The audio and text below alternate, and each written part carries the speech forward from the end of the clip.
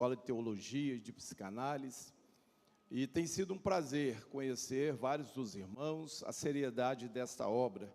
Por isso é uma honra estar aqui entre os irmãos nesta noite, amém? Eu fui convidado para uma tarefa um pouco árdua, porque pastor gosta de falar da palavra, né? Mas, como o pastor aqui já comentou, é extremamente importante para nós nos munirmos de ferramentas que permitam que a igreja avance em várias frentes, não somente a espiritual. Eu, quando comecei a estudar psicanálise, eu tinha uma preocupação como pastor. É de uma ovelha minha ter um problema na área emocional, comportamental, e eu não ter condições de ajudá-la. E isso, de fato, aconteceu. Por 3 meses eu tentei ajudar um casal e culminou quase num suicídio de uma mulher. E essa mulher, então, aliás, o marido dela, que era diácono da nossa igreja, ela veio falar comigo, expôs o problema. Eu tinha um amigo na época, um pastor, psicanalista. E eu fui obrigado a dar o braço a torcer, não gostava de psicanálise, e aí eu fui e encaminhei esse casal para lá. Em menos de 2 meses, o problema estava resolvido, e eu vi que eu precisava aprender um pouco mais. Eu tenho um doutorado na área de teologia, mas na área emocional eu vi que eu era ignorante, eu não conhecia nada. Então, fui estudar. E já são 9 anos estudando só a mente humana, o emocional, o comportamental, e Deus tem me permitido ajudar muitas vidas, como também preparar obreiros que tenham essa visão. Quando Jesus disse, o espírito está pronto, mas a carne é fraca, nós sempre associamos a carne a uma fraqueza diante do pecado. Mas carne fala de mente, fala de comportamento. A nossa mente controla nossas emoções, nossos atos.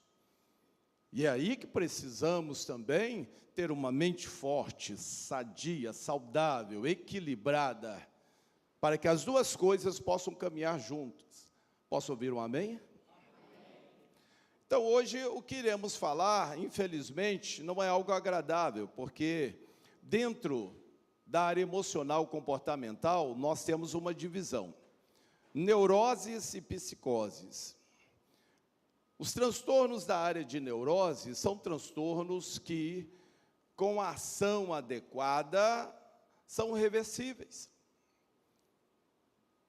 Nós podemos curar qualquer transtorno da área de neuroses, crenças limitantes, fobias, toque, TAG, são inúmeros os transtornos dessa área. A outra área, psicoses, são transtornos que podemos, com o devido conhecimento, auxiliar o trabalho médico. Requer uma ação médica, uma ação medicamentosa, e aí o auxílio, o apoio da área emocional comportamental. Mas, infelizmente, a maioria dos transtornos da área de psicoses não tem cura, tem tratamento. E quanto antes, quanto mais precoce iniciar esse tratamento, melhor.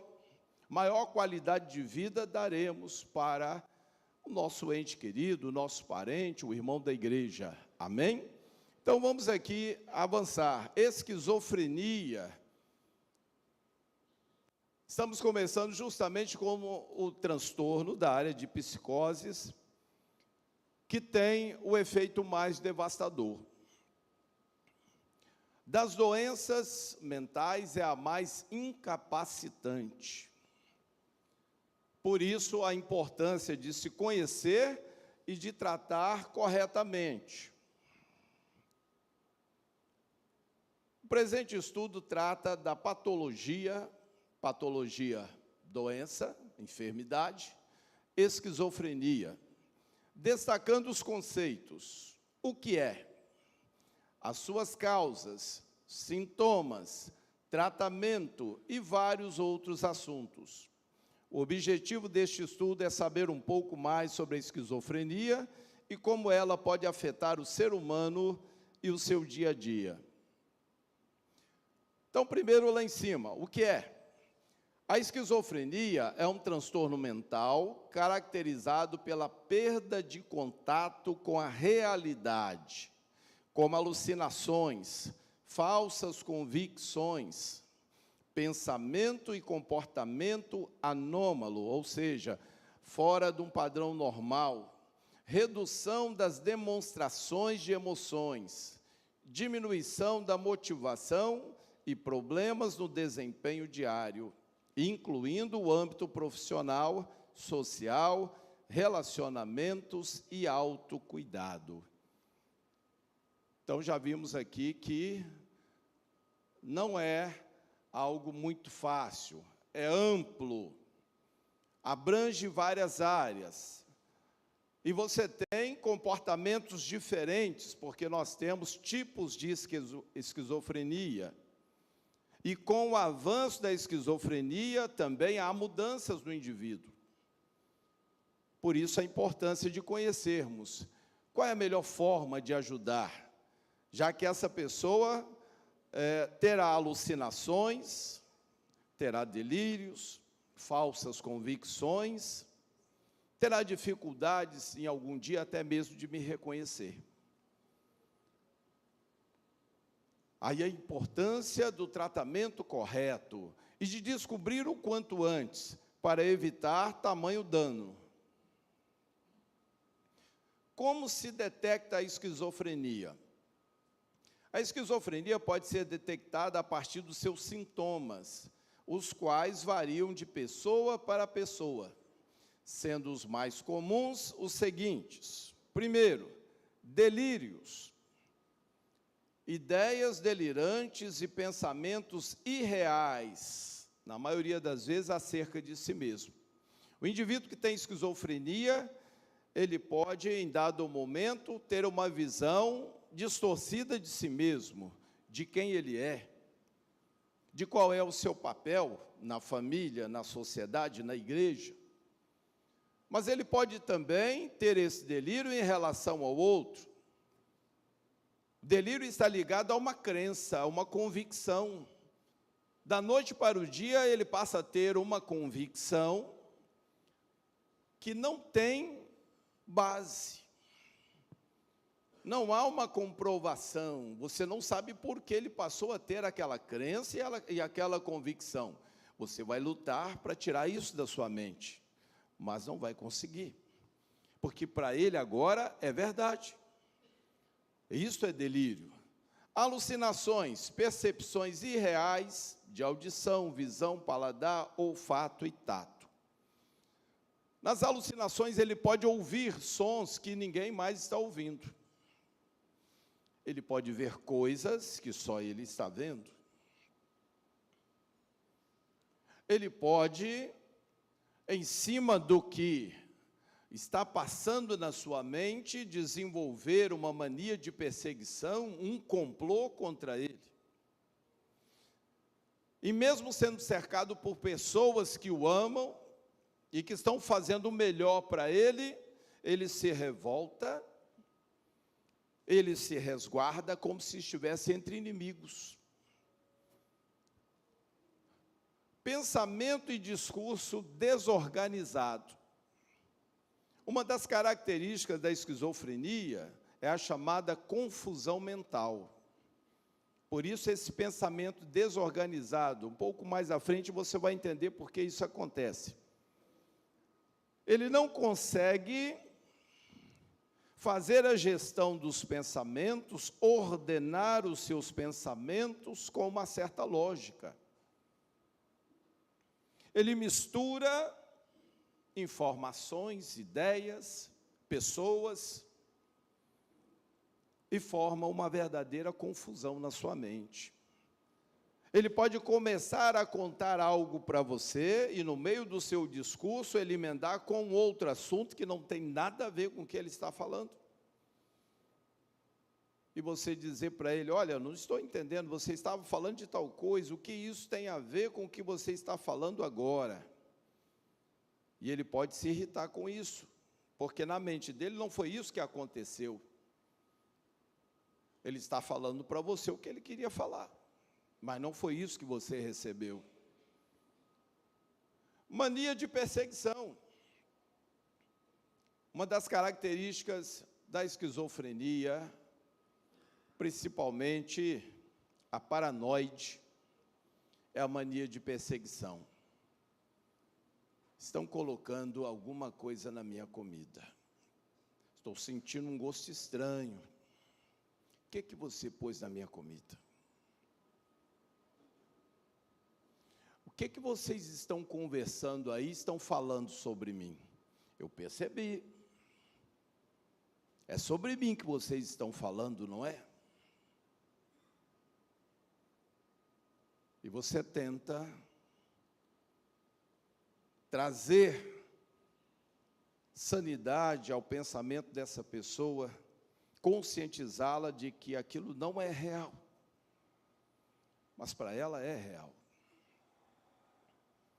O maior desafio que nós temos é manter a nossa paciência, a nossa calma, principalmente quando esses sinais começam a se evidenciar e você quer à força trazer a pessoa à sanidade. É difícil para a gente entender essa transição. Aquela pessoa que era normal, conversava com você, tinha a sua sanidade, seus pensamentos, o seu discurso tinham lógica, mas agora não tem mais. E você tenta trazer essa pessoa de volta, e muitas vezes nos aborrecemos ao ver a pessoa desconfiada. É comum também nessa mania de perseguição, vocês estão roubando o meu dinheiro. Alguém pegou o meu cartão. A esquizofrenia paranoide, ela é marcada por essas atitudes. Há uma trama, há um complô contra mim.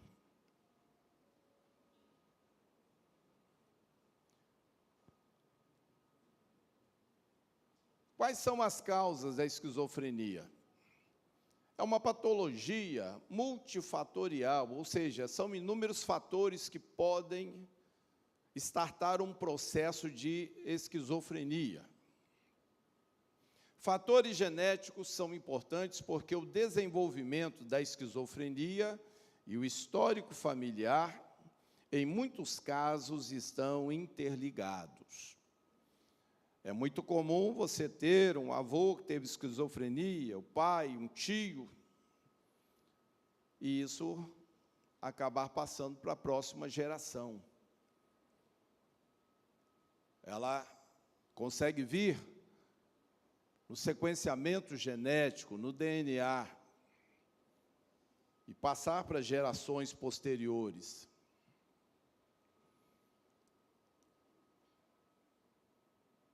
Então, essa seria a primeira causa, genética.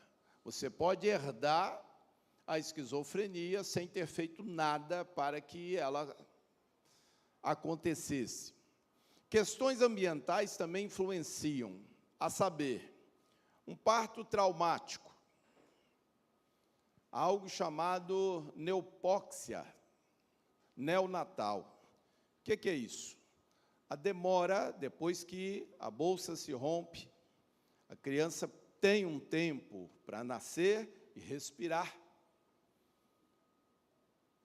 E se há uma demora, ocorre isso, essa neopóxia neonatal, e pode provocar lá na frente esquizofrenia.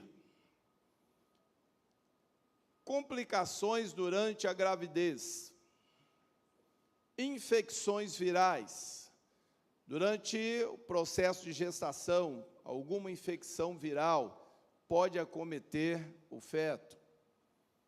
Lá na frente, surge a esquizofrenia. Também temos fatores ambientais, como estresse, uso de drogas, especialmente alucinógenos e canabinoides, ou seja, todo tipo de droga pode resultar lá na frente. Nem sempre para o usuário. Na maioria das vezes, para a sua prole, para seus filhos lá na frente. Hoje vemos aí mulheres gestantes, fazendo no mundo uso, cigarro, drogas, bebidas. Então, ela corre um sério risco de passar para o filho que está gerando uma desordem cerebral. Você vai conhecer melhor lá na frente o que de fato acontece no cérebro. É algo simples, mas sem retorno e altamente nocivo, danoso. Mas o princípio, o start está aqui. Então, essas drogas, os alucinógenos, também desempenham um papel importante. Alguém que tem uma overdose, tudo isso faz parte. No cérebro, há um aumento significativo de dopamina e glutamato, que provocam curtos-circuitos.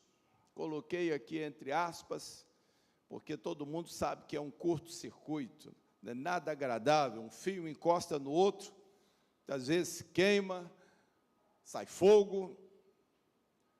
É mais ou menos isso que ocorre no cérebro no momento de surto. O seu cérebro, ele tem células neurais que se comunicam através de pulsos elétricos. Esse pulso elétrico se chama sinapse. Um neurônio não encosta no outro, há um espaço entre um neurônio e o outro.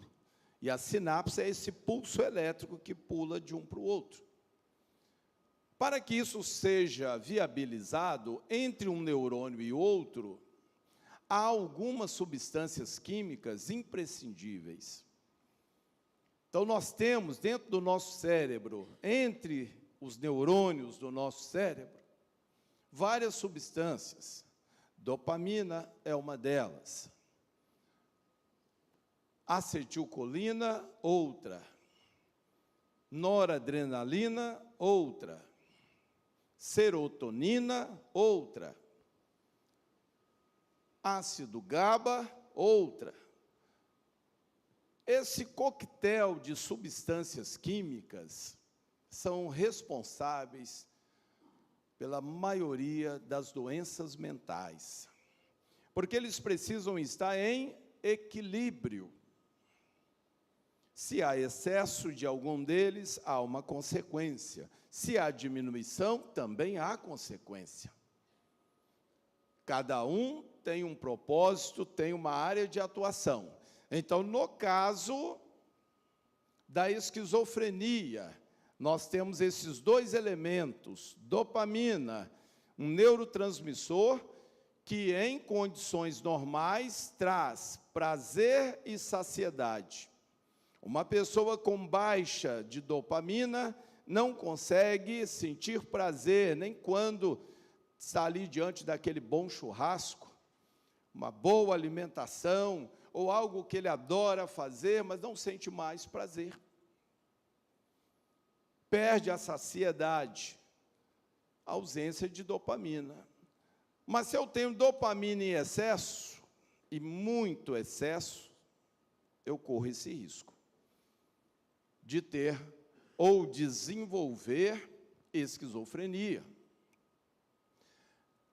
Aquela sinapse que eu falei, aquele pulso elétrico, é potencializado pela dopamina. E aí eu não vou ter um pulso normal, mas multiplicado 5, 10 vezes. E aí que está o grande problema. Por isso, essa analogia de curto-circuito. o cérebro do indivíduo não vai conseguir funcionar normalmente. Vamos terminar essa leitura, para mim continuar explicando. E nesse momento, desses curtos circuitos, temos confusão mental, misturando registros memoriais diferentes. Os surtos psicóticos são resultados destes curtos circuitos e matam neurônios em cada episódio, piorando o estado paulatinamente. Então, aqui, dopamina é um neurotransmissor, uma substância química que favorece a comunicação entre neurônios. É responsável pelo sentimento de prazer e saciedade, desde que esteja equilibrada. Toda pessoa que tem o transtorno esquizofrenia tem níveis altíssimos de dopamina no seu cérebro. E esse nível, que já é alto, volta e meia ele começa a subir assustadoramente, até surgir o curto-circuito.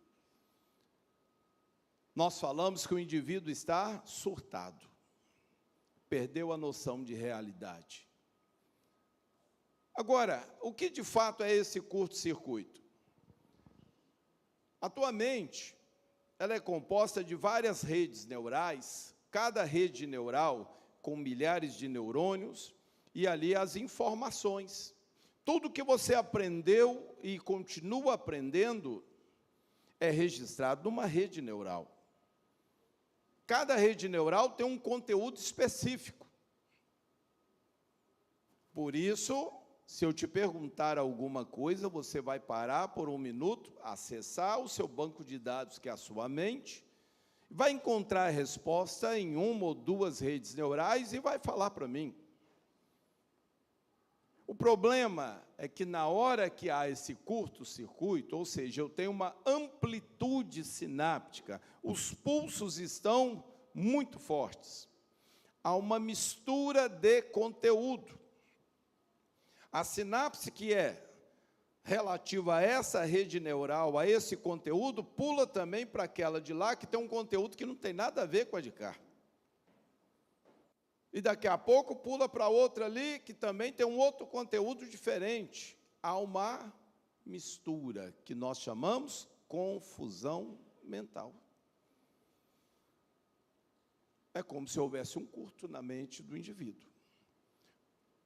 Suas memórias, o conteúdo dessas redes neurais estão se misturando. Há uma desordem, uma confusão mental. Por isso, o seu discurso começa a ser difícil de ser entendido por nós. Ele começa a não falar coisa com coisa. Ele ia fazer alguma coisa e, de repente, ele para, ele se perde. Já não consegue lembrar nem o que ele ia fazer. Enquanto o nível estiver alto de dopamina, a confusão mental permanece. É por isso que os antipsicóticos têm como função derrubar o nível de dopamina, jogar para baixo. Aí o indivíduo consegue voltar. Esse curto generalizado, essa mistura de informações dessas redes neurais, volta ao normal. Cada uma com o seu conteúdo. Os irmãos estão compreendendo? Amém? Olha esta imagem. Imagine aqui uma rede neural que contém uma informação apenas. Eu tenho os neurônios, eu tenho o pulso elétrico acontecendo, e toda vez que o meu cérebro acessa essa rede neural, me dá a mesma informação. Nosso cérebro tem inúmeras, milhares de redes neurais, com informações diferentes. Agora imagine essa sinapse que está acontecendo, esses pulsos que estão passando de neurônio para neurônio. Se há uma outra rede neural aqui embaixo, com um conteúdo que não tem nada a ver com este aqui. E esse pulso está tão forte que, ao invés de seguir esse caminho habitual, ele pulasse para cá, para a rede neural que está embaixo, e misturasse o conteúdo dessa com o conteúdo da de baixo.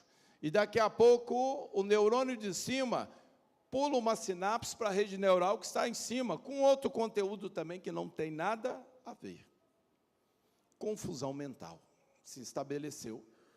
O indivíduo quer raciocinar, quer pensar, mas não consegue. Quer raciocinar com clareza, mas há uma confusão na sua mente. E dependendo do tipo de esquizofrenia que ele tiver, então nós temos sintomas diferentes. Consequências disso: sem diagnóstico e tratamento, sintomas psicóticos prolongados que a doença apresenta podem danificar neurônios de forma permanente. O neurônio, ele tem uma capacidade, ele é capaz de suportar até um nível essa sinapse. Se sobe demais, ele pode ser danificado, deixar de funcionar. É por isso que devemos evitar a todo custo a tal da convulsão. A convulsão é uma forma de se ter esse curto-circuito na nossa mente, mesmo não tendo um transtorno como esse. Febre alta é um exemplo disso. Para o adulto, acima de 42 graus, ele é um forte candidato a convulsionar. Acontecer isso aí, um curto-circuito na sua mente. Ele cai e convulsiona, como se fosse um epilético. Quando você controla a sua febre, a sua temperatura, ele volta ao normal. Aparentemente, olha, nada aconteceu. Aconteceu. Alguns neurônios foram embora, morreram. Toda convulsão mata alguns neurônios. Felizmente, temos milhares de neurônios. Mas há um prejuízo. Um prejuízo que cobra a conta mais lá na frente, quando a idade chega. Isso acaba por trazer consequências muito graves para a pessoa, aqui no caso da esquizofrenia, que isso acontece com maior frequência em cada surto. Por isso é necessário tratar esses sintomas para que eles não se manifestem. Quanto mais sintomas ocorrem, mais aumentam as chances do paciente sofrer um tipo de recaída, geralmente com maior intensidade. A memória, a concentração e a capacidade do pensamento podem ser muito prejudicados. Preste atenção, quando alguém recebe um laudo de esquizofrenia, mesmo que o seu comportamento aparentemente esteja ainda completamente normal, você deve imediatamente iniciar o tratamento. O que queremos evitar? Que os surtos aconteçam. Temos como evitar completamente? Não, infelizmente. Mas eu tenho como retardar um processo. Alguém diagnosticado com esquizofrenia, que não se trata corretamente, ele tem uma evolução negativa em relação ao transtorno muito rápida. Se você faz o tratamento corretamente, os antipsicóticos, todo tipo de remédio para a esquizofrenia, ele atua controlando os níveis das sinapses, desses pulsos elétricos, para que eles não subam demais. Dessa forma, eu evito a confusão mental, eu evito uma progressão rápida do transtorno, eu evito o surto, que é pior, porque aí tem um dano, cada vez que tem um surto, tem um dano. porque eu estou fazendo aquilo que é certo. Mas quem vai fazer isso? A família. É a importância de termos o conhecimento, de conhecermos alguns sinais que denunciam o possível transtorno de esquizofrenia e procurarmos ajuda rapidamente. Quanto mais precoce você agir, mais você vai evitar o momento pior da doença, que vai chegar, mas que chegue bem lá na frente. E você tem como, com o tratamento correto, prolongar a qualidade de vida do seu ente querido. Amém?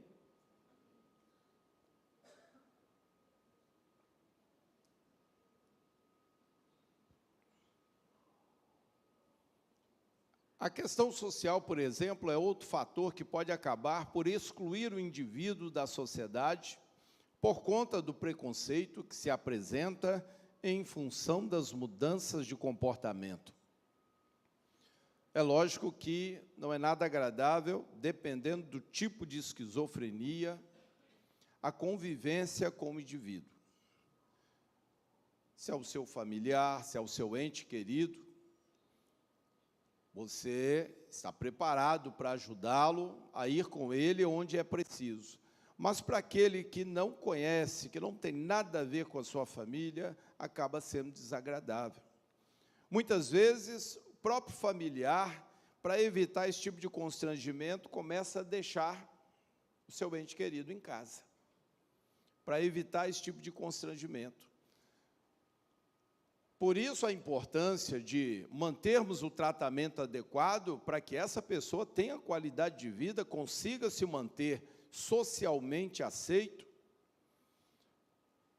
consiga cumprir aquilo que é necessário, como sua própria higiene pessoal, suas tarefas.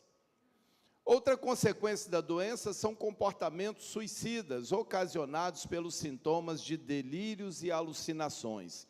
Felizmente, conforme o tipo de esquizofrenia e conforme o avanço da doença, infelizmente, há casos de tentativas de suicídio e até de suicídio. Porque a pessoa alterna momentos de surto e momentos de lucidez. Quando ela está no seu momento de lucidez, então ela toma ciência de algumas coisas que ela fez que ela não consegue entender por que fez aquilo. Como foi capaz de fazer aquilo. Ou então, ela mesmo diz para si que não vai mais cometer aquelas falhas, não vai mais fazer algo errado, mas não depende da sua vontade. Então, essas idas e vindas podem levar, infelizmente, um paciente com esquizofrenia a tentar tirar a sua vida. Não é algo raro. Quais são os sintomas?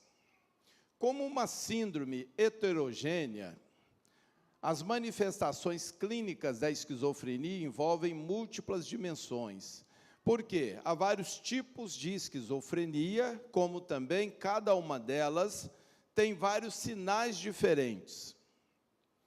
Por um lado, existem os chamados sintomas positivos, delírios e alucinações. E, por outro lado, sintomas negativos, como um retardo emocional, um isolamento social e depressão. Vou explicar aqui esse positivo. Você deve estar se perguntando o que tem de positivo em ter delírio e alucinação, né? Então, o termo positivo aqui na ciência significa algo para cima. Ou seja, há alguns sintomas que fazem você reagir expansivamente. A reação de quem tem delírio, uma alucinação, é mais abrupta, é de reação, é de inconformismo. Por isso, chamado positivo, leva o indivíduo a uma reação. Já o sintoma negativo leva a uma prostração.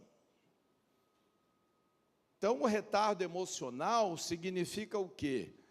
Acontece algo que a maioria reage emocionalmente e ele está impassível àquilo, é como se tivesse acontecido nada. Ele demora a reagir a qualquer situação que mexa com o emocional. Mas também temos a depressão, nós temos o isolamento. Então, esses são sintomas que nós chamamos de negativos, porque travam o sujeito, colocam-no mais prostrado, abatido, apático. Já os sintomas positivos o levam o quê? A reagir, a movimentos, até mesmo agressivos. Também pode haver sintomas cognitivos, como agressão e impulsividade. O que é a cognição? A maneira como nós pensamos, raciocinamos, tomamos decisão, fazemos a leitura do que está acontecendo, tudo isso é através da minha cognição. Então, isso fica comprometido. Você, como a maioria, está fazendo uma leitura do que está ocorrendo. Se tivesse alguém com esquizofrenia hoje, poderia estar fazendo uma leitura diferente da maioria. A forma como ele pensa, a forma como ele reage, a forma como ele interpreta as coisas, foge do padrão normal. Portanto, os sintomas da esquizofrenia variam de pessoa para pessoa e variam ao longo do curso da doença. Ou seja, cada pessoa reage de um jeito, há tipos de esquizofrenia diferentes e, no curso da doença, os sintomas vão mudando, vão se agravando. Ou seja, nem todas as pessoas diagnosticadas pela doença apresentam os mesmos sintomas. E agora nós vamos ver os tipos, então, de esquizofrenia. Isso ajuda você a entender o comportamento da pessoa que está com esquizofrenia. E que tipo de esquizofrenia ele tem. E se as reações daquele tipo de esquizofrenia podem ser perigosas para ele e para outras pessoas. O tipo mais comum é a paranoide. A paranoide é o subtipo mais comum de esquizofrenia. Os sintomas que geralmente acontecem nesses casos são as alucinações e delírios. As alucinações envolvem uma percepção sensorial de algo que não é real. Para o portador de esquizofrenia, algo está acontecendo que ninguém está percebendo, ninguém está vendo, só ele. Mas ele tem certeza disso, para ele é real. Quando falamos de delírios, os delírios estão ligados a crenças. Pode ser acerca de si mesmo, e você tem em alguns estágios da esquizofrenia paranoide, que o indivíduo pode perder a percepção de quem ele é de fato, e se ver como outra pessoa. E ter um comportamento muito diferente do que ele tinha. Delírio. Mas ele pode também desenvolver essa crença de que você é outra pessoa. Ou que você tem um comportamento que pode prejudicá-lo. Vou te dar um exemplo de esquizofrenia paranoide de alguém próximo de mim, conheci muito, um excelente tecladista, um rapaz muito inteligente, mas que desenvolveu esse tipo de esquizofrenia. Um dia ele chegou correndo lá na escola, ele ajoelhou, pediu que eu orasse por ele, e depois disse assim: olha, eu pedi para você orar por mim, porque eu estou a ponto de matar o meu pastor. Eu falei, mas como é? Vi que ele estava surtado, comecei a conversar com ele para entender a história. Ele disse que no dia anterior, ele tinha ido à igreja para ensaiar, achou que não tinha ninguém, e aí ele resolveu ir conversar com o pastor no gabinete. Quando ele chegou, pensando que o pastor estava sozinho, ele abriu a porta, mas o pastor estava conversando com mais 2 pessoas. Ele pediu desculpa, fechou a porta e saiu. Mas ele saiu com a impressão, o pastor não gostou que eu abri a porta e peguei o pastor conversando com 2 pessoas. Até então, tudo bem, fui mal educado. Não bati, abri a porta abruptamente. Mas no dia seguinte, pela manhã, ele foi no mercado. Quem está lá? O pastor fazendo a compra. No horário do almoço, ele mora perto do terminal do Ibis, e há ali um sebo. Ele foi para olhar uns livros. Quem está encostando no terminal? Pastor. Mais tarde, eram 4 da tarde. Infelizmente, quem ele encontra de novo? Praça do Ibis. O pobre do pastor. Resumo, eu ouvi o que não deveria. Estava acontecendo alguma coisa. Eu ouvi. Ou o pastor pensa que eu ouvi, quer me matar agora, está atrás de mim. Irmãos, ele tirou uma faca que estava na cintura. Eu, para que essa faca? Para me defender, o pastor quer me matar. Agora eu te pergunto, se ele sai dali, ou à noite ele, por falta de sorte, encontra o pobre do pastor, que vai dizer, ô meu irmão, vai dar um abraço, o que ia acontecer com o pobre do pastor? Seria esfaqueado. Esse é o grande problema da paranoide. Você não sabe o que está na cabeça do indivíduo. Ele mistura delírios e alucinação. Ele pode criar uma fantasia, algo que não faz o mínimo sentido. Infelizmente, eu vou citar um exemplo da minha mãezinha, que tem Alzheimer e esquizofrenia, e infelizmente, a minha mãe tranca a casa toda, se ela estiver sozinha, a janela, tudo, não pode nem acender a luz. E se você chega para visitá-la, fala baixo, eles estão ouvindo. Ó, ali tem uma câmera, está me filmando. O telefone toca, não atende não. Estão me vigiando pelo telefone, estão me monitorando. Todo mundo está roubando dela, o mundo inteiro. A família tem um complô contra ela.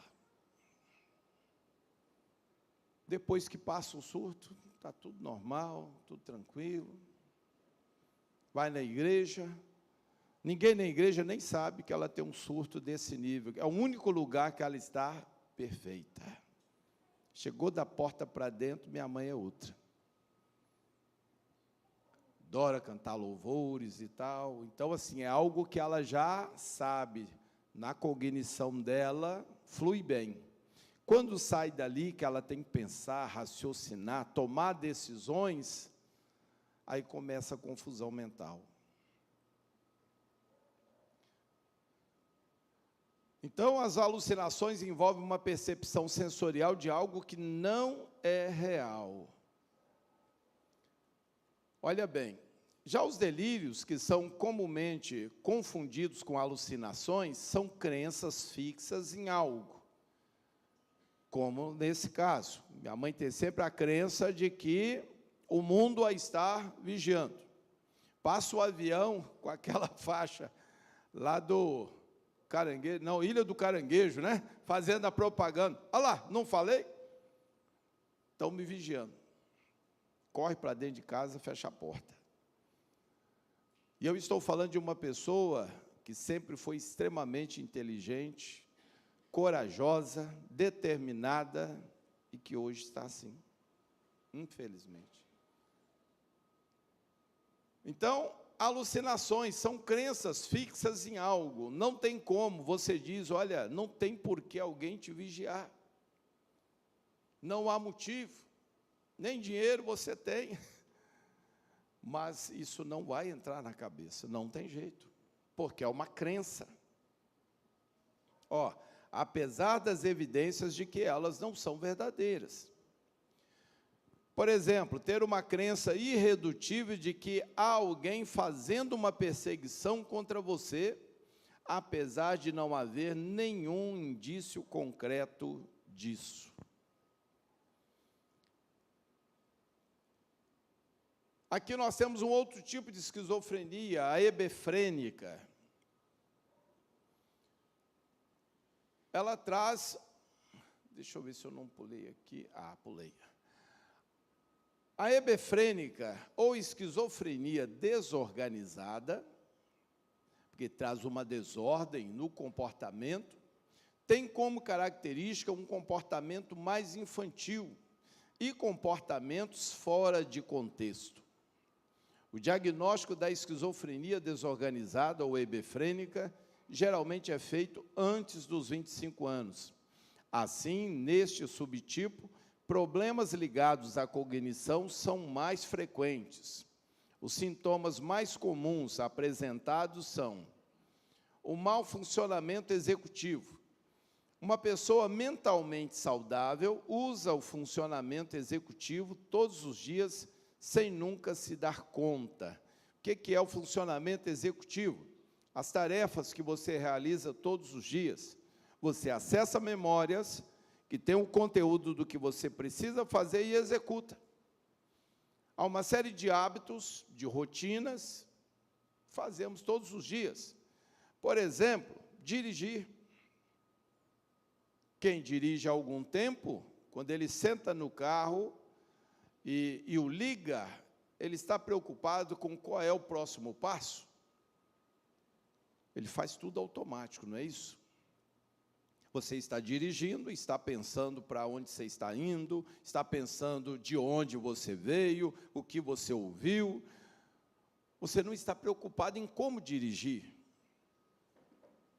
Esse pensamento executivo é isso.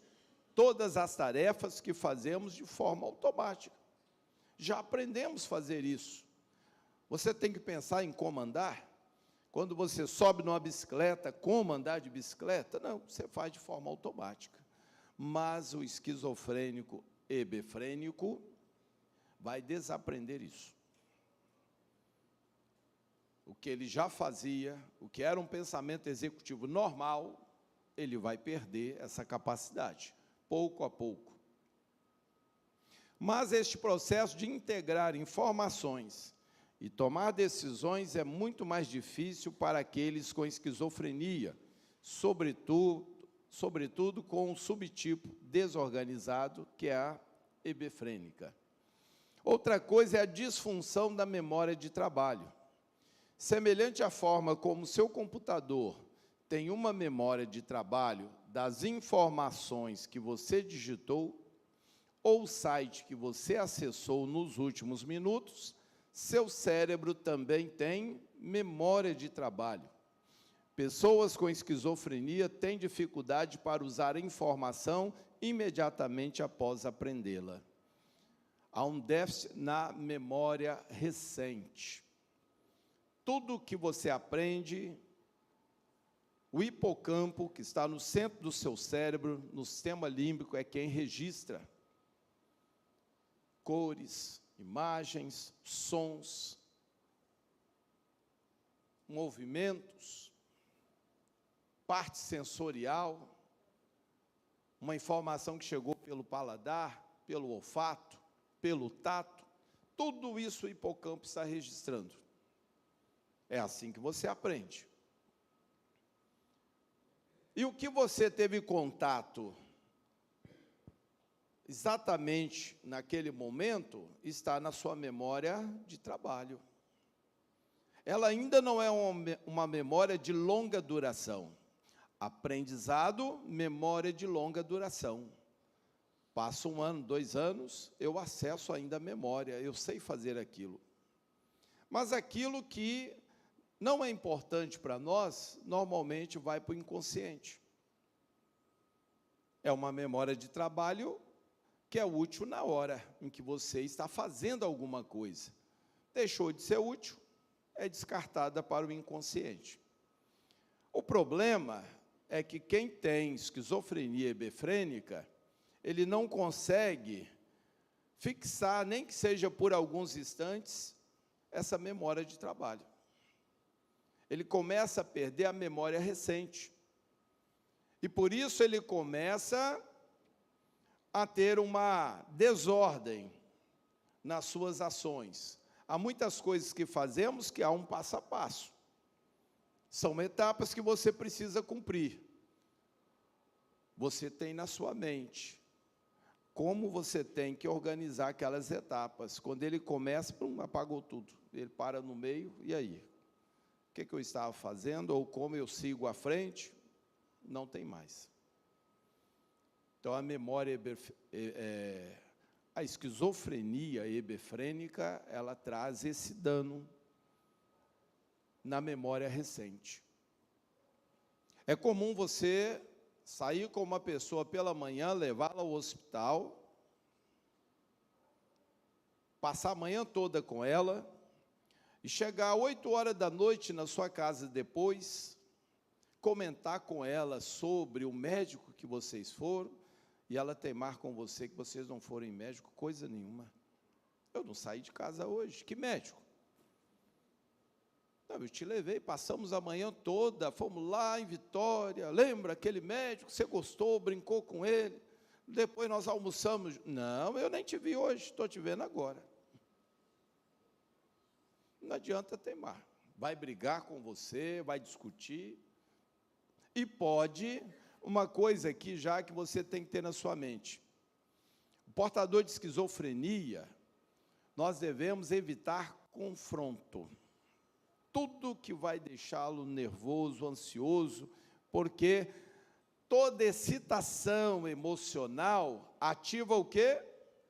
Aumento nas sinapses, aumento de dopamina. Eu posso induzir o quê? O surto.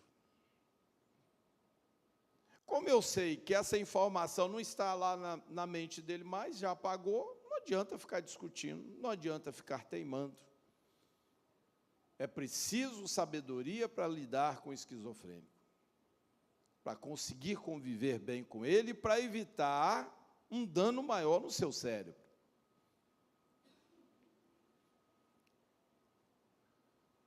Nós temos também a esquizofrenia catatônica. O que é isso?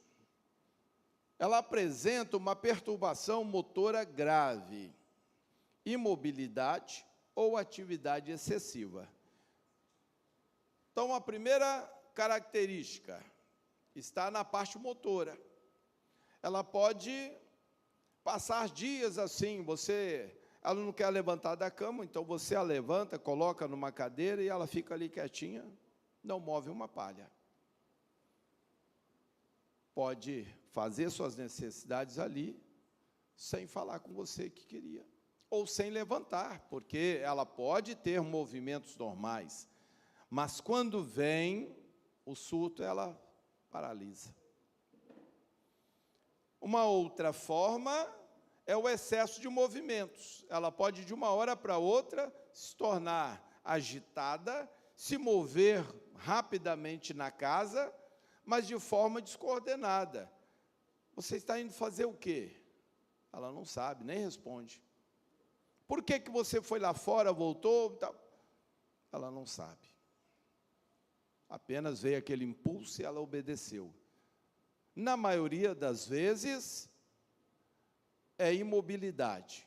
mas quando tem a atividade, geralmente é excessiva. Extremo negativismo, mutismo, passa o dia todo sem falar uma palavra, quieta no canto. Ecolalia ou ecopraxia. Ecolalia, repetições de falas. Uma fala sem contexto, ela fala ali e fica repetindo. O que vamos fazer? Aí você diz, não, daqui a pouco nós vamos para tal lugar, assim, assim, tal, mas ela não está te ouvindo. Aí ela repete de novo, o que vamos fazer? Você explica de novo, daqui a pouco você percebe que... E terceira vez, e quarta vez. Ou você fala alguma coisa, ela repete, você fala, ela repete. Essas palavras que ela está proferindo não estão ligadas a um raciocínio lógico. Ela não pensou para depois falar, elas apenas vieram. Ecolalia. Ou ecopraxia, que aí está ligada a movimentos. Ela pode fazer movimentos repetitivos sem uma necessidade aparente, ou sem realizar nada com aquele movimento. Apenas ela precisa fazer aquele movimento. E você olha, não entendeu bem o que ela fez ou por que fez. E ela repete aquele movimento várias vezes. A imobilidade motora pode manifestar por estupor. O que é isso? Falta de resposta. Você diz para ela, escuta, o almoço está na mesa, vem cá, me dá a mão, vamos lá, vou te conduzir para a mesa. Ela continua olhando para você assim, como se não tivesse entendido o que você falou. Me dê a mão, e ela está olhando para você sem reação. Então, estupor é isso. Mesmo com a provocação, mesmo você pedindo, ela não reage. Aí você tem que pegar na mão dela, levantá-la e vir conduzindo.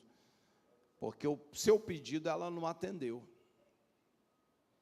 A atividade motora excessiva é aparentemente desprovida de sentido e não é influenciada por estímulos externos. É aquilo que eu falei.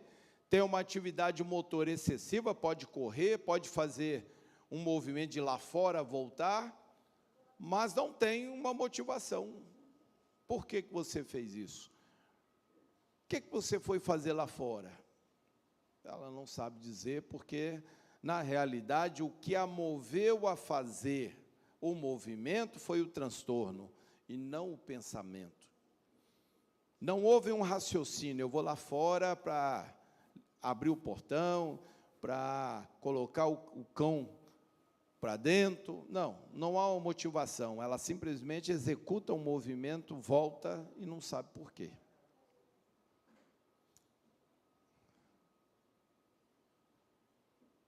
Esquizofrenia simples. A esquizofrenia simples geralmente está relacionada com transtornos de personalidade. Nesta condição, sintomas de isolamento social, apatia e tristeza costumam ser mais frequentes do que as alucinações e delírios. Então, aqui nós não temos o que temos na catatônica, esses movimentos sem um motivo. Não temos essa quietude em termos de movimento, que pode durar ali o dia todo.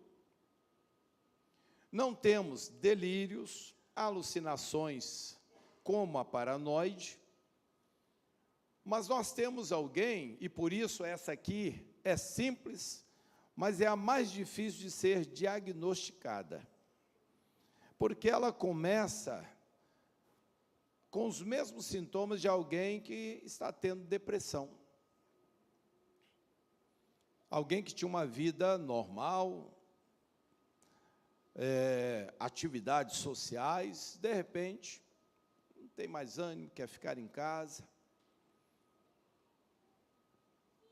diminui relacionamentos, atividades, e vai se tornando apático. A depressão aparece. E aí nós estamos ali correndo, tratando de depressão. E, na realidade, é um princípio de esquizofrenia chamada simples. É uma esquizofrenia que leva o indivíduo para um mundo particular, muito parecido com alguns tipos, né, de autismo.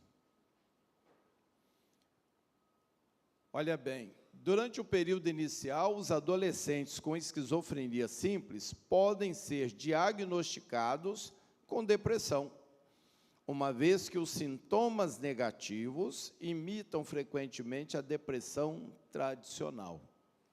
Mas esse é o princípio. Esse tipo de depressão é uma depressão que é como se ela prendesse o indivíduo num quarto. Mas esse quarto está na sua mente. Então, ele se torna apático, ele começa a recusar convites, a não fazer atividades que costumeiramente ele fazia, e vai se fechando. Um quadro muito parecido com apenas depressão. Somente através de um exame clínico, onde será constatado um alto nível de dopamina, porque todos, independente do tipo de esquizofrenia, apresentam aumento de dopamina e glutamato. Então, através de exames é que será descoberta a esquizofrenia simples.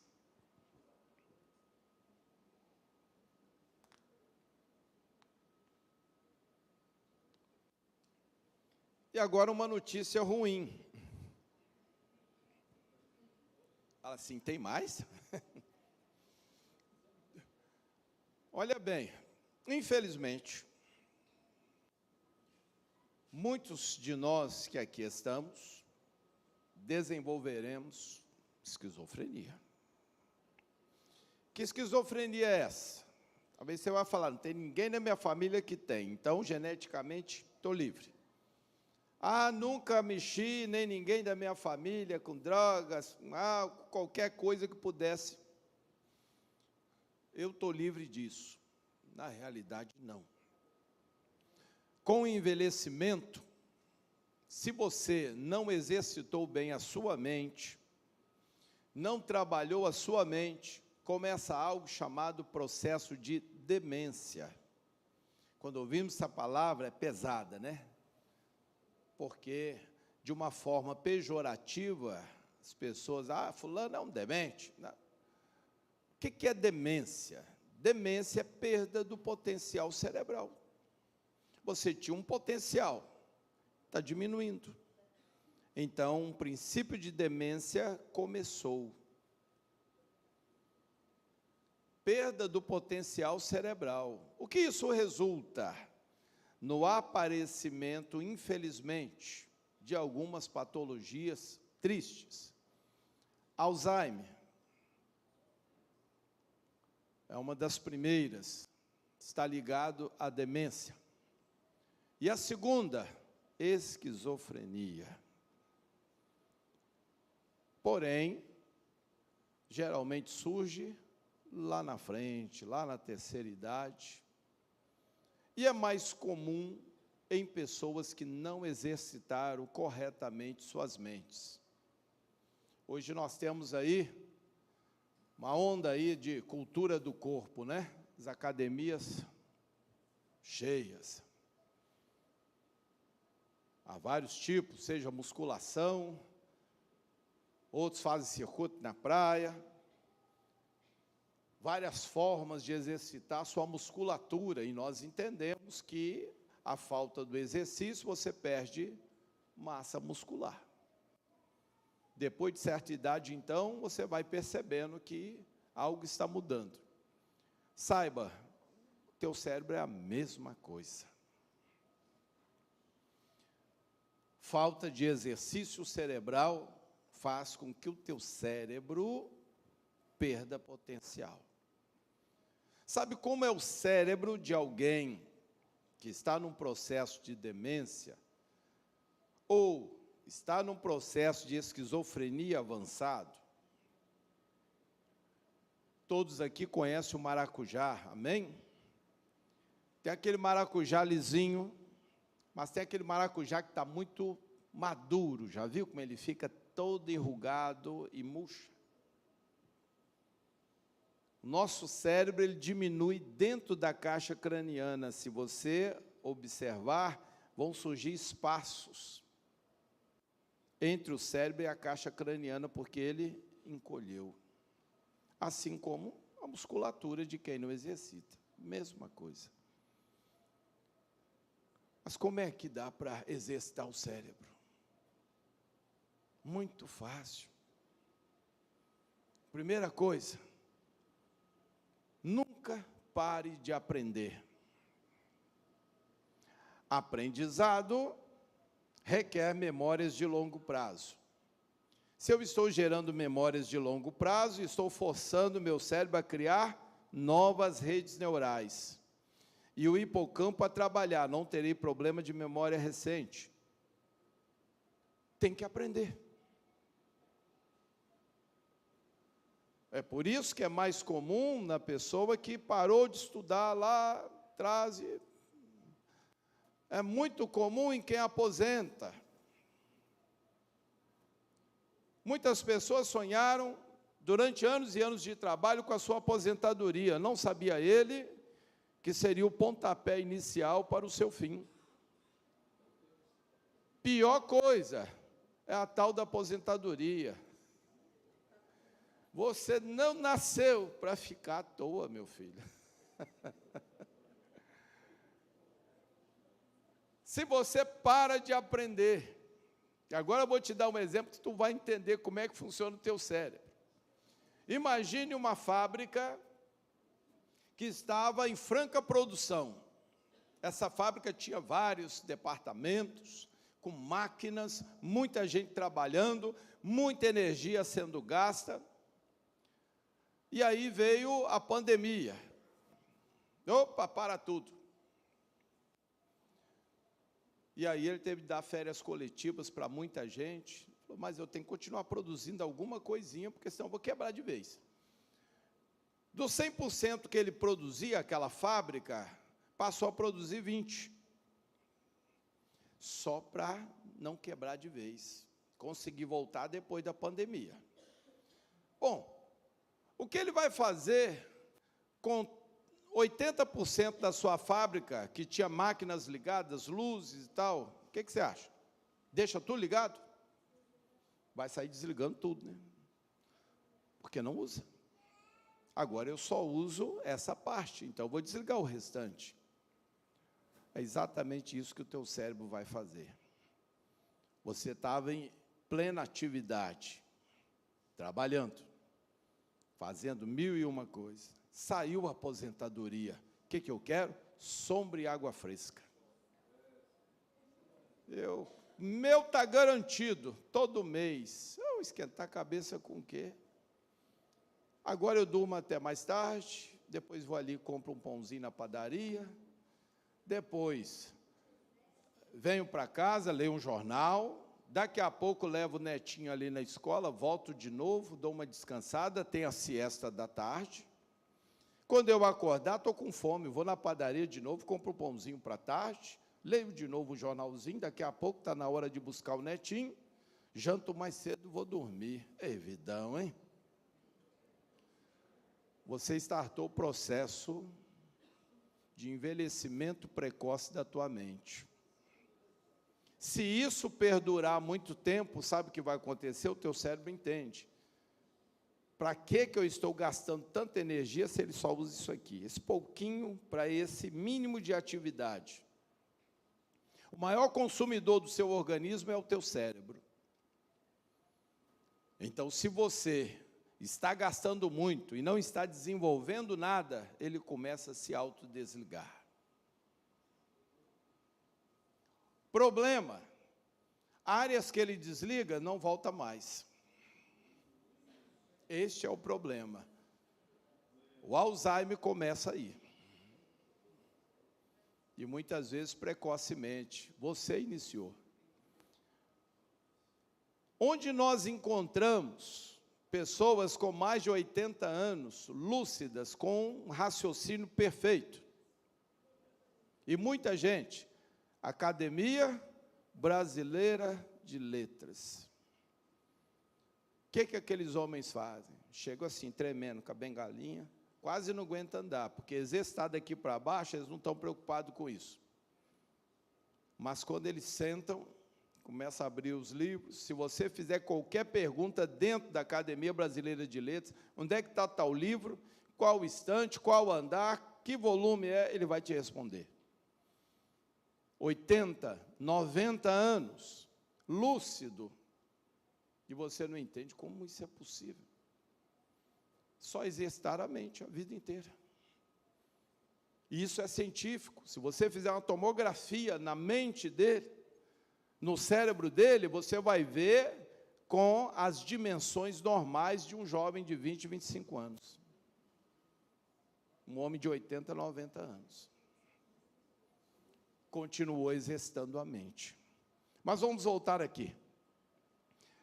Esquizofrenia na terceira idade pode também ser uma consequência do processo de demência, que é perda de eficiência cerebral, quando ocorre somente na terceira idade. Então, se a esquizofrenia vir na terceira idade, geralmente está associado ao processo de demência. Geralmente, a demência ocasiona o surgimento do Alzheimer e da esquizofrenia. Neste caso, a pessoa pode apresentar sintomas de todos os tipos de esquizofrenia alternadamente. Nós vimos esquizofrenia paranoide, hebefrênica, catatônica e simples. Mas isso se aplica no sujeito que adquiriu esquizofrenia durante a sua vida. Se você adquirir lá na terceira idade, por causa da demência, você vai ter todos os sintomas de uma vez. Uma ocasião tem um sintoma, depois tem outro. Ora você está com delírio, alucinação, daqui a pouco você está catatônico, quieto lá, parado no canto. Cada hora vai ser uma situação diferente. Tratamento. O método de tratamento deve ser multidisciplinar. Por exemplo, além do tratamento psicofarmacológico, os remédios, medicamentos, inclui também tratamento social, psicológico e estimulação ocupacional. Os antipsicóticos ou neurolépticos são medicamentos indicados no tratamento da esquizofrenia. Eles agem diretamente no neurônio, isso é importante, bloqueando receptores de dopamina e impedindo que o excesso da substância, a alteração química mais comum na doença, continue provocando os sintomas positivos. Quais são os sintomas positivos? Delírio, alucinação e as alterações de comportamento. O médico psiquiatra é o principal agente no tratamento da esquizofrenia, e o diagnóstico precoce favorecerá muito o tratamento. Um profissional da área emocional comportamental é indicado como colaborador no processo. Então, quem trata diretamente por ser psicose é o médico psiquiatra. O psicanalista ou psicólogo, ele trata o comportamental. O médico estabelece remédios, que ele tem que tomar, mas ele vai lá de 2 em 2 meses, de 3 em 3 meses. Então, quem vai fazer o acompanhamento, para que ele entenda a necessidade de tomar o remédio, vai trabalhar a família para que aprenda a lidar com o esquizofrênico. Este é o psicólogo ou o psicanalista. E se houver falta de tratamento? Quando as medidas terapêuticas são iniciadas tarde ou não são feitas, aumentam as chances do paciente sofrer sérias consequências, como as que veremos. Então, primeiro, problema de socialização e convivência. Em função da diminuição das emoções, do comportamento incomum e das fortes crises, a pessoa com esquizofrenia tem a sua relação social diminuída ao extremo. A perda da sociabilidade pode conduzir os doentes à perda de contato com família e à ausência de um lar. A maioria das pessoas que você vê aí na rua, nós vimos casos de um indivíduo que jogou um vergalhão, matou uma pessoa que passava de carro, tenho certeza que vocês acompanharam nessa reportagem, esquizofrênico. Eu conheço que tinha um indivíduo sentado no ponto de ônibus, sem mais nem menos, ele passando, pegou um pedaço de pau, bateu na cabeça, quase matou o homem, sem motivo nenhum. Por quê? O problema é o que está aqui. E ele entende que aquele ali é um inimigo dele, alguém que quer matá-lo, ele ataca primeiro. Então, esses casos extremos, a família abre até a mão, e a pessoa vai para a rua. E aí ficamos à mercê deles. Uma péssima notícia para nós: os manicômios judiciais estão sendo fechados. É lei agora. Toda pessoa que estava lá, e a maioria são esquizofrênicos, mas pior estágio da enfermidade. É quando perderam completamente a sanidade. Os familiares vão ter que buscar e levar para casa. E aí eles vão dar o tratamento. 3 meses você leva lá, o médico acompanha, passa remédio, mas você fica com o familiar em casa. E alguém que é capaz, né, de atitudes violentas, dependendo do tipo da esquizofrenia. Surtos frequentes de esquizofrenia. Os surtos da maioria dos quadros de esquizofrenia são frequentes. No entanto, em pacientes que postergaram o tratamento ou interromperam, a frequência das crises aumentaram consideravelmente. As perdas cognitivas. A diminuição da função mental evolui gradativamente ao longo dos anos, depois do início do transtorno. Esse comprometimento cognitivo dá origem a uma série de problemas. Sendo assim, a gravidade do comprometimento cognitivo é vista como um determinante primordial da incapacidade global em pessoas com esquizofrenia. Então, veja bem, o que precisamos aprender? Identificar sinais. Se nós observamos alguns sinais num ente querido que não são costumeiros, que não são normais, procure ajuda. Procure um psiquiatra, quem faz esse tipo de exame, ou um neurologista, trabalha com os exames, ver níveis de dopamina.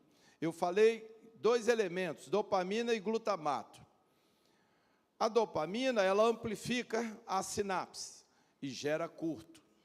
O que o glutamato faz? É o extintor do cérebro. Quando o seu cérebro age com o glutamato, ele quer impedir o curto. O problema é que nessa ação é que os neurônios morrem. Então, o glutamato é um sistema de autodefesa. Uma pessoa, quando convulsiona, está com uma amplitude sináptica lá nas alturas. O cérebro vai agir com glutamato para interromper. O problema é que, geralmente, alguns neurônios morrem com a ação do glutamato. Por isso, são os 2 elementos presentes na esquizofrenia. Identificar, buscar ajuda precoce, cumprir o tratamento à risca, deixar de tomar o medicamento, negligenciar o quão nociva pode ser a enfermidade, acelera o processo. Um ente querido que poderia viver anos e anos, com qualidade de vida ao seu lado, vai acabar encurtando isso, abreviando esse tempo de qualidade de vida, simplesmente porque não está sendo medicado corretamente. Ok? Agradeço a todos. Me desculpem, porque é muita coisa para pouco tempo. Então, temos que falar rapidamente, né? Mas eu espero que tenha contribuído de alguma forma com os irmãos. Amém? Eu posso deixar esse material para vocês depois, tá? Para você revisar com calma e relembrar algumas coisas. Pastor?